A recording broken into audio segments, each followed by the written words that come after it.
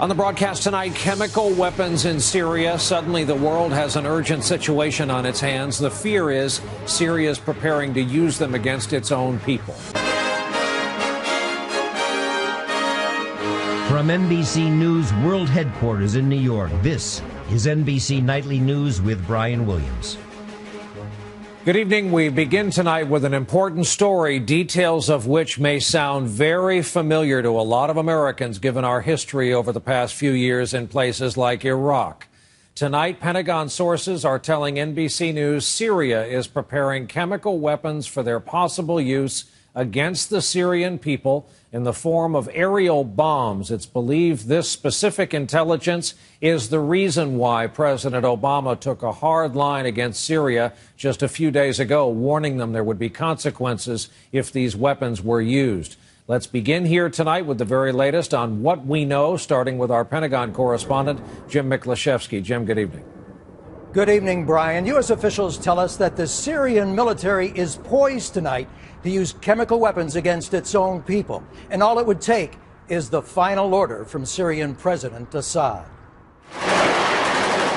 As the fighting grows more intense and Syrian rebels close in on Damascus, the Syrian regime is turned increasingly desperate.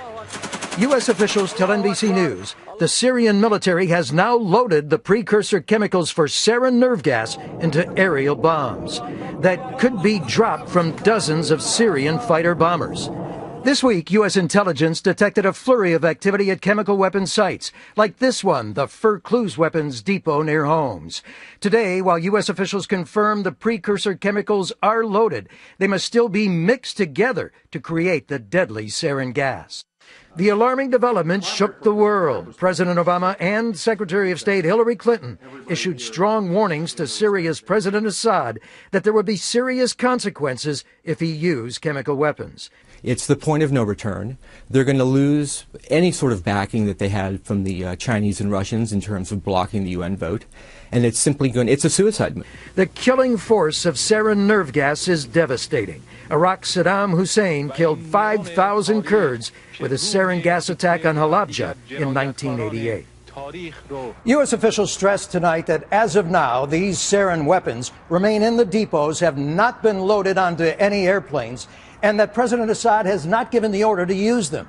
But officials here concede that if he does, there's very little the outside world can do to stop it. Brian. Well, there you have it, Jim Miklaszewski starting us off from the Pentagon tonight. Jim, thanks. And, of course, this news further complicates a chaotic part of the world, makes for another difficult situation for the U.S., among others.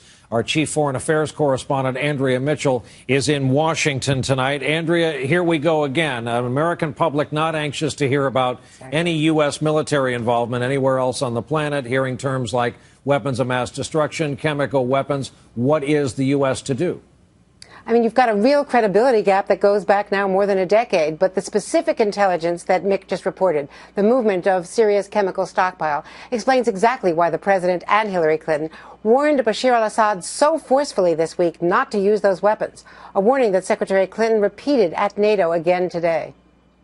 Our concerns are that an increasingly desperate Assad regime might turn to chemical weapons, or might lose control of them to one of the many groups that are now operating within Syria.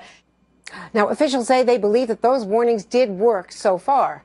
They are concerned, though, about the rising influence of extremist groups among the rebel fighters. So the State Department is preparing to designate one Syrian rebel group, the al-Nusra Front, as a terrorist organization because of its alleged close ties to al-Qaeda in Iraq. Still, next week, Secretary Clinton will announce that the U.S. is taking a big step, recognizing the main opposition Syrian rebel group as the sole legitimate representative of the Syrian people, even as the rebels tighten the noose around Assad. Brian? Andrea Mitchell in our Washington bureau. Andrea, thanks.